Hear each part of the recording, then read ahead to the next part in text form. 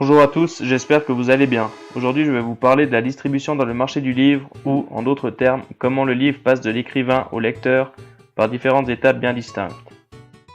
Ce qui nous intéresse ici, c'est de comprendre les relations entre les différents acteurs de ce secteur économique, à savoir les auteurs, les maisons d'édition et les différents canaux de distribution des livres.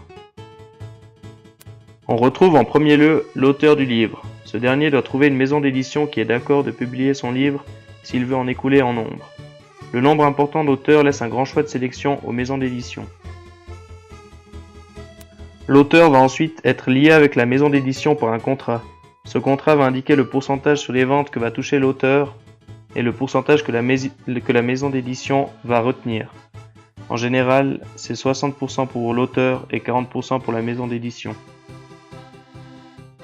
Passons maintenant à l'éditeur. Le marché du livre est composé d'une structure dite d'oligopole à franges. En d'autres termes, la concurrence est imparfaite. On va retrouver en effet un petit nombre de grosses entreprises contrôlant une vaste partie du marché, et d'autre part le reste du marché contrôlé par une multitude de petites entreprises. Dans le cas du marché du livre, ces entreprises sont les maisons d'édition. Dans chaque pays, on retrouve des maisons d'édition principales qui détiennent la majorité du marché, comme Pearson en Angleterre ou Gallimard en France. Elles auront l'avantage de pouvoir choisir les meilleurs écrivains, tandis que les petits éditeurs se contenteront d'auteurs moins connus qui feront moins de ventes.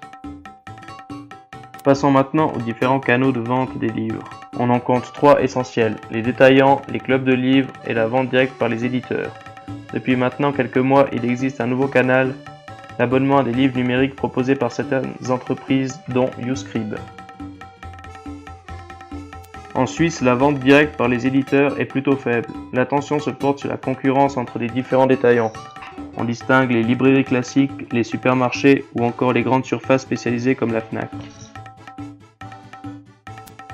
Mais comment achemine-t-on les livres de la maison d'édition aux différents canaux?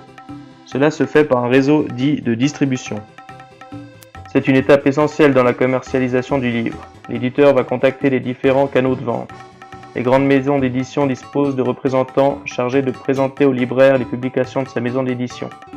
Les petits éditeurs, faute de moyens, sous-traitent le plus souvent ces activités de diffusion et de distribution. C'est l'étape où l'éditeur peut se faire le plus de marge. En Suisse romande, la diffusion-distribution du livre est très largement dominée par des entreprises filiales des grands groupes éditoriaux français. Pour récapituler, dans la plupart des cas, le livre passe de l'auteur à la maison d'édition.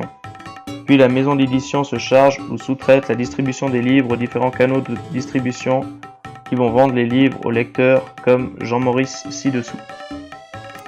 Et voilà, c'est déjà la fin de ma petite vidéo. Si vous avez des questions, je suis juste à côté de vous. Et si c'est pas le cas, je vous souhaite d'ores et déjà une bonne fin de cours de marketing.